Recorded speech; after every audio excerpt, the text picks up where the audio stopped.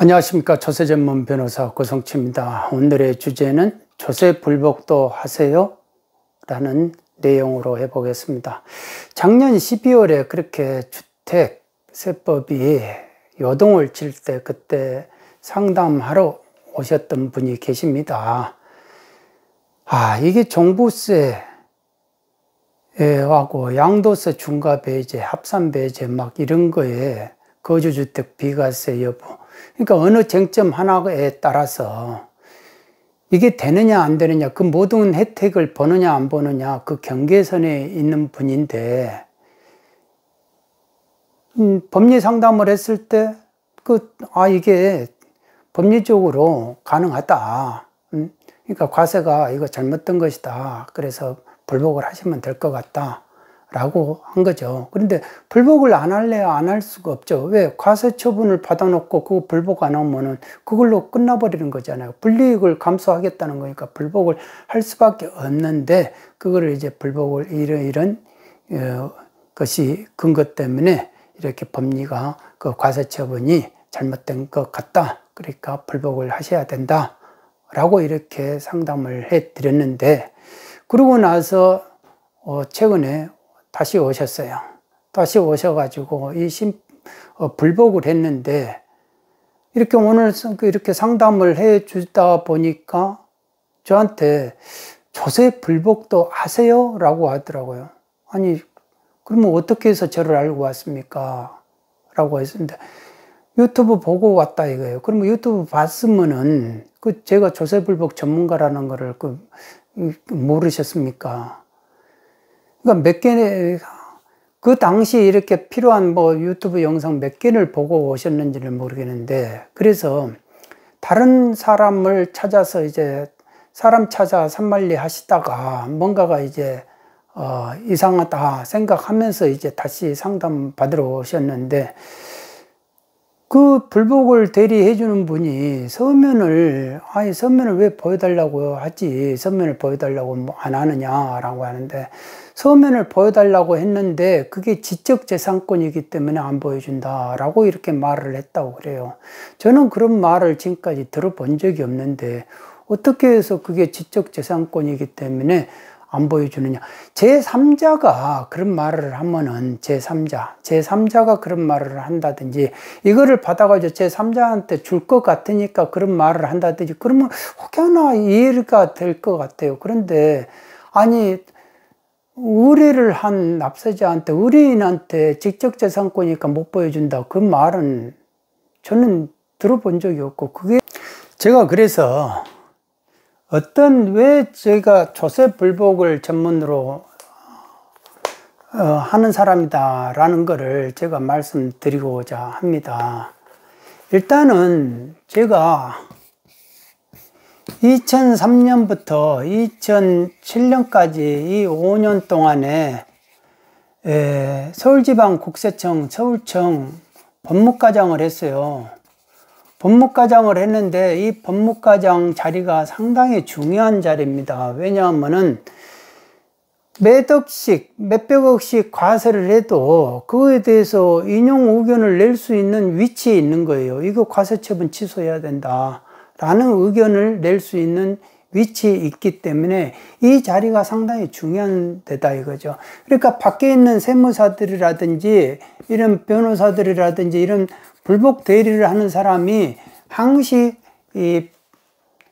이렇게 쳐다볼 수밖에 없죠. 그리고 이렇게 한 번이라도 더 설명을 하려고 하고, 그래서 이 자리가 상당히 중요한 자리고 항시 감시의 대상이 되는 거고, 막말로 말해서 뒷돈 받고 일을 해도 될 수 있죠. 그런 만큼 이 자리가 인용을 하느냐 아니면 기각을 하느냐, 과세처분을 취소하느냐 그거 하느냐에 따라서 상당히 여기가 돈이 오고 간다 이거.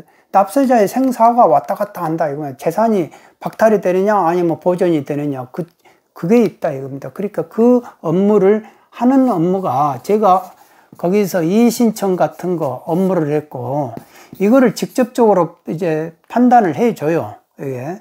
그리고 이제 조세 심판 업무는 이제 국세청을 대리해서 하고, 소송 업무를 또 국세청을 대리해서 하고, 이 소송 업무도 행정소송이 있잖아요. 행정소송, 과세처분을 취소해달라라는 게 행정소송이고, 그리고 또 민사소송이 있어요. 민사소송. 세금과 관련된 민사소송은 일단 사회행위 취소해달라라고 압류처분, 이런 거 취소해달라. 그리고 공매 처분이 잘못됐다라고 하고, 또 배당이 잘못됐다. 배당 이의소송. 그 다음에 국가배상. 뭐 이런 식으로 조세 민사소송만 해도 이렇게 종류가 이렇게 많아요. 행정소송만 있는 것이 아니다 이겁니다. 그러니까 이런 심판 업무, 이런 소송 업무, 이런 거를 다 하는 자리가 서울청 법무과장 자리다 라는 겁니다. 그러니까 서울청에서 조사를 한 사람들이 조사국에서 조사를 해가지고 다 과세를 해요. 서울청 조사국하고 서울청 관련 모든 세무서장이 다 과세를 하면, 이건 내가 불복한다, 억울하다, 나 억울하니까 불복하겠다 하면은 가장 먼저 오는 게 이 신청이다 이겁니다. 그러니까 제가 국세청에서 떠날 때, 5년 후에 떠날 때 제 인용률이 얼마든가 이렇게 물어보니까 39.5%다. 그 말을 지금의 사람들한테 하면은 그 사람들이 그 수치가 어마어마한 높은 수치다라는 것을 압니다. 깜짝 놀라죠. 왜? 그런 수치가 나오기가 어려워요. 우리 국세청 역사에서 이제 그런 수치 나오기 어렵다. 왜 그러냐면은 저는 이 5년 동안에 5년을 버틴 사람이에요. 5년 동안에 항식, 감식, 감찰 이런 거를 받는 존재에서 뭐 하나 돈하고 전혀 뭐 이렇게 뒷돈 먹고 제가 일해 본 적이 없어요. 그리고 액수가 크건 적건 간에 제가 액수 본 적이 없어요. 사건에 저를 이렇게 볼 때. 그리고 그 사람이 누군지 이런 거 보지를 않는다 이거죠. 그러니까 그게 법리가 맞는지 안 맞는지 그것만 오직 그거에만 몰두를 한 거예요. 그리고 나는 이거를 분명히 이거 인용 의견으로 해가지고 해야 될 것 같은데 직원은 이거 기각입니다 이렇게 하면은 서로가 붙어요. 이렇게 논쟁을 해요. 논쟁을. 근데 최근에서야 이제 이렇게 국세청 다 조사국이나 이런 데서도 다 논쟁을 한대요. 논쟁을 해가지고 이렇게 팀원들끼리 논쟁을 하게끔 한다 이겁니다. 옛날에는 그냥 이렇게 하자 하면 따르고 이랬는데, 그러니까 그 옛날 시절에 이렇게 저는 논쟁을 했다 이겁니다. 논쟁을 해가지고 인용 사건을 기각을 하면은 기각의 논리가 있을 거 아니에요. 과세 근거가 뭐냐 하면 어떤 사람은 옆에 사람이 그러던데 이렇게 말하던 사람도 있고 별 사람들 있죠. 그러니까 과세 근거 과세 원칙이니까 근거가 확실해야 되는 거예요. 그러니까 그거를 근거에 대해서 개념을 확실히 본인들이 판단했는가. 일단 이거 근거 과세 가지고 물어보면 걸러지는 거예요. 웬만하면은. 그리고 이게 특수관계자인지 아닌지, 특수관계자가 아닌데 인척이어가지고 특수관계자가 아닌데도 특수관계자에 해당되는 걸로 해가지고 어떻게 됩니까? 과세를 한 거를 전혀 걸르지를 못하고 저도 걸르지를 못하고, 왜? 그래서 담당자가 걸러줘야 되니까. 그러면 그 특수관계자가 맞습니까? 확실히 맞습니까? 그러니까 네 맞습니다. 그러니까 그렇게 해서 판단을 하고 이렇게 지나가는 거. 그리고 이게 주식회사가 아니고 유한회사인데도 주식회사로 생각하고 이렇게 또 판단을 하는 사람들이 있어요. 지금 직원들이 다 세무공무원이 다 세법 잘 아는 것 같아도요, 다 직원마다 틀려요. 다 10을 버는 사람이 있고 100을 버는 사람이 있고. 그러니까 저희 법무과가 다 그래도 12년, 13년 기본적으로 15년 이상의 사람들만 들어오는 과다 이거죠. 그러니까 왜 그만큼 실력이 있어야 되니까. 그래서 7급 이상만 들어오는 과다. 그리고 다 각 부서에서 추천을 받을 사람들만 오는 그런 인기 부서였다라는 겁니다. 그래서 이렇게 5년 동안을 버티면서 5년 동안 하다 보니까 이제 모든 사건을 다 보게 되잖아요. 서울청 과세서. 그리고 제가 이게 법무과장으로서 필수 위원인 경우가 있어요. 그러니까 뭐냐면 과세쟁점위원회라든지 뭐 이런 위원회 이제 조사해 가지고 이거 과세할까요 말까요, 세무조사 더 할까요 말까요, 이런 거를 걸르는 이제 그 과세쟁점위원회가 있어요. 지금으로 보면 여러 개가 나눠져가지고 과세사실 뭐 판단자문위원회 뭐 이렇게 다 나눴는데, 그때도 이제 과세전 적부심이 있는데, 과세전 적부심이라는 거는 세무조사를 하고 나서 그 다음에 고지하기 전에 억울한 거 있으면, 내가 고지하기 전에 억울한 거 있으면 한번 불복해봐라. 그거는 불복의 개념이 아닌데 없어해봐라 라는 거죠. 그런데 과세전 적부심이 있는데 세무조사 도중에 이거를 이 쟁점을 가지고 우리가 세무조사를 더 해가지고 세무조사를 진행을 할 것인가 말 것인가 라는 것이 이제 과세쟁점위원회예요. 그러니까 그거를 하느냐 마느냐, 이 제도를 만들어내느냐 마느냐 라는 게 이제 설왕설래가 돼가지고 논란이 된 거예요. 저기 성층권에서. 그래서 이거를 저한테까지 이제 의견이 자문이 왔을 때 저는 그렇게 말을 했죠. 규제는 옥상옥은 안 된다. 규제는. 그런데 구제는 옥상옥을 얼마든지 해도 그거 옥상옥이 아니다 이거죠. 각 단계별로 구제를 하면 된다 이겁니다. 구제는. 항시 구제는 하면 더 좋다 이거죠. 그러니까 기소 독점주의라고, 검찰 같은 경우도 기소 독점주의라고 하지만 물론 그거는 형식적으로 검사를 통해서 가게끔 하는 것이 헌법에 돼 있으니까 그게 돼 있지만, 그 기소를 하기 위해서 검사 임의적인 판단을 거기 검사 한 사람에게 맡기기보다도 회의를 통해 가지고 여러 사람이 그렇게 자문을 얻어가지고 하는 거, 그런 거 만들어내면 되는 거예요. 그런 거는 절대 기소 독점죄하고 배치가 안 된다. 왜? 구제 쪽으로 기소를 신중하기 위해서, 우리가 과세를 또 신중하기 위해서 뭐든지 단계를 하나라도 더 만드는 거는 그거는 옥상옥이 아니다 라는 그 전제 하에서 의견을 냈더니 과세쟁점위원회가 신설이 됐고, 나중에 이제 그때는 이제 조사국에 있는 사람들이 무슨 뭐 옥상옥을 만들어가지고 전투하러 나가는 사람들 전부 다가 총칼을 뺏어버렸네 막 이런 식으로 불만이 있었는데, 나중에 보니까요 과세쟁점위원회를 그거를 너무너무 활성화가 된 거예요. 그거 이용 안 하는 사람들이 거의 없을 정도로 그렇게 이용을 한다 이겁니다. 왜? 그게 구제니까 그렇게 활성화가 되는 거예요. 규제가 활성화되지는 않아요. 근데 구제는 활성화가 된다 이겁니다. 그러니까 그 당시에도 의견 진술, 조세 불복 회의에 와가지고 의견 진술하는 것이 얼마나 중요합니까? 납세자가 와가지고 내가 억울하면 호소해야 뭔가 실감이 나잖아요. 근데 세무들 서면 좀 보여달라고 해도 그 지적재산권이라고 말을 하는 사람이 가가지고 도대체 뭐를 하는지 알 방법이 없잖아요. 그러니까 당사자가 와가지고 의견 진술을 하면 얼마나 좋아요. 그러니까 그거를 의견 진술을 할 수 있는 권리가 국세기본법에 있는데 관행상 그런 일이 없다고 배척을 하는 거예요. 아예 해주지도 않고. 그런데 저는 의견 진술권이 있는데 와서 의견 진술을 하시라고 내가 오히려 적극적으로 말을 했는데 직원들이 반발을 했죠. 근데 권리가 있는데 왜 그거를 안 해주냐. 우리가 관행상 그렇게 해준 적이 없습니다. 그러면은 권리가 있으니까 지금부터라도 하면 된다라고 이렇게 한 거죠. 그러니까 이제 기존의 관행하고 이렇게 부딪히는 거예요. 부딪히는 거. 원칙이 있는데 원칙을 무시하고 편의상 한 거예요. 공무원들 편의상. 그러면 그거를 부딪히게끔 됐죠. 원칙을 말하면 이제 왜 그 과장님이 오셔가지고 힘들게 하냐, 우리를 힘들게 하냐. 그런 식으로 불평불만하는 사람이 분명히 생기죠. 그런데 그런 사람들이 다수는 아니죠.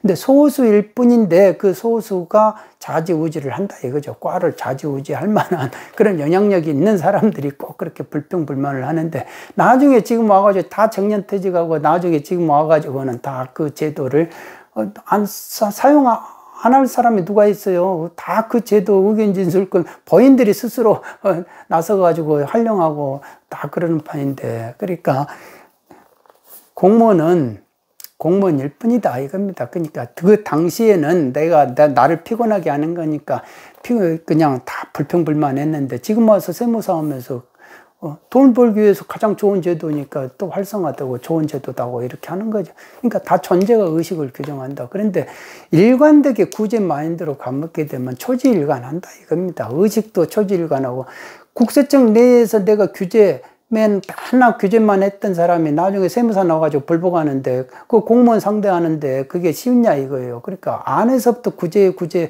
해봐야 밖에 나와서도 구제를 할 수 있는 것이다 라는 겁니다. 그러니까 그게 안에서 규제만 했던 사람이 밖에 나가지고 구제하려고 하니까 얼른 적응이 안 되니까 그럴 때는 이제 쇼를 부릴 수밖에 없어. 쇼맨십을 해가지고 이게 저작권이다 뭐 이런 말을 한다든지 내가 이게 직원들 잘한다, 저 사람들 잘한다 막 이런 식으로 이제 뭔가 오버를 해야 되잖아. 내가 뭔가를 하고 있다는 거를 티를 내야 되니까.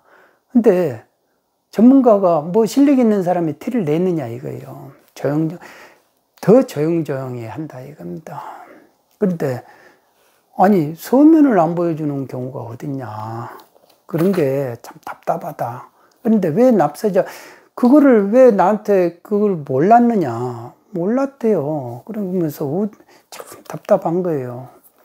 그래서 이게 세금으로 보는 세상 이야기 이런 거 제가 겪은 이야기를 이렇게 다 적어가지고 2009년에 이거를 냈어요. 그래서 이게 텔레비전이라든지 이런 방송에도 이렇게 추천 도서 우리 뭡니까 경제 도서로 100권 이내에 드는 도서입니다. 그런데 이것도 다 자비 출판이에요.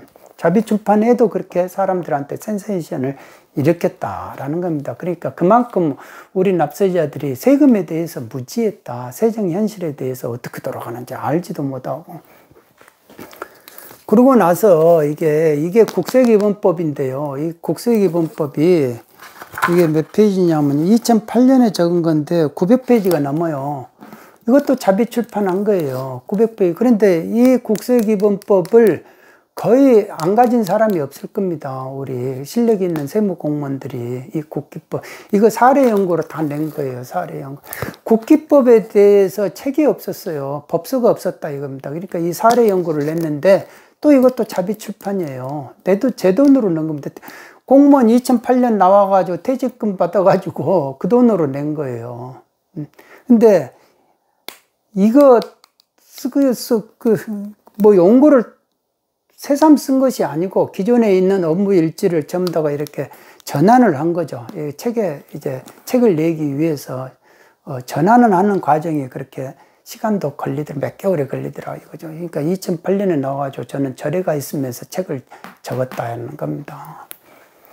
그렇게 해서 탄생한 것이 이렇게 9월 달에 상정법 사례 연구가 이렇게 나온 거고요.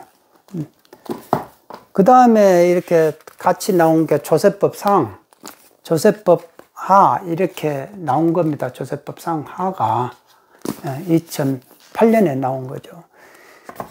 그러니까 모두 여기에는 이제 법인세법, 부가세법, 소득세법, 그 다음에 이제 국기법 이렇게 해가지고 다 들어가 있는 거죠. 그렇게 해서 일단은 이게 이 책들이 많이 법률 마인드의 수로를 뚫는데 상당히 기여를 했다. 왜 그러냐면요. 이 책들은요, 이 책이 있잖아요. 중고 서점에 가도 제 책 못 구한대요. 아직도 효용성이 있다 이겁니다. 왜? 실무에서 제 업무 일지를 그대로 이렇게 했기 때문에 효용성이 있는 거죠. 그러니까 그 당시 이 책을 봤던 특히 이게 대법관이 되신 분인데 이 책을 상당히 높게 평가를 해 주셨어요. 그러면서 그분이 많은 사람들에게 책 사서 봐라 라고 이렇게 했는데 자비 출판에 한계가 있으니까 소문이 그렇게 쉽게 나지는 않죠. 근데 하여간에 제가 그만한 그 법리가 중요하다는 거에 수로를 뚫은 거는 제 자신이 상당히 자부심을 느낍니다. 그러니까 돈을 버는 거는 지금 와서 이렇게 보면 돈 버는 거는 그 돈이 내 돈이 되지도 않는데 나는 그래도 내 작품을 냈고 그 당시 내가 해야 될 역할 이 책을 적을 사람은 그 당시에는 저밖에 없었어요. 제가 그때 적지 않았으면 이 책은 나오지도 않았다. 그러니까 이거를 100개에서라도 다른 사람이 내라 이거예요. 다른 사람이 내라. 왜? 법서가 계속 나오는 거는 중요하니까요. 그러고 나서 2013년에 마지막 조서의 형사법이 나오게 된 겁니다. 이 조서의 형사법이 마지막 귀결이 될 수밖에 없는 게 세법 강론이 다 써져야 국세기본법이 나와요. 이 국세기본법을 쓰려고 한다는 그 자체가 어리석은 거예요. 세법 강론이 다 써지면 이것이 저절로 나오고 국세기본법이 써지면은 이게 저절로 나온다 이겁니다. 그러니까 조세형사법에 조문이 20 몇 개밖에 안 돼요. 그런데 이렇게 두껍게 쓸 수가 없죠. 그러니까 그게 이제 세법에 다 이런 총론이 다 녹아져 있어야만이 또 조세형사법이 나온다라는 겁니다. 그러니까 이 조세형사법을 이게 이제 마지막 이제 활용점정으로 이렇게 쓰게 된 거죠. 그러고 나서 제가 그 이상은 이제 책을 안 적었습니다. 왜냐하면 적고 나서 저런 거 한 번씩 적고 나면 온몸의 에너지가 다 빠지는 거예요. 그런데 큰 실속이 없어요. 제 자신이 막 이렇게 드러나는 것이 없어요. 다 남들이 이렇게 기다렸다가 거기다 숟가락 넣어가지고 막 거기 필요한 것만 자기들이 다 빼가는 사람들은 있었고 또 마음 상한 일들이 있었을 뿐이지, 제가 저 책 적었다 해가지고 대접받고 막 이런 거는 글쎄요, 제가 직접적으로 그런 거를 경험해 보진 않았다. 또 책 적으면 저 사람은 맨날 책만 적는가 봐, 뭐 이런 식으로 비아냥되고 비꼬는 사람들이 널려 있다 이겁니다. 이 세정 현실에는.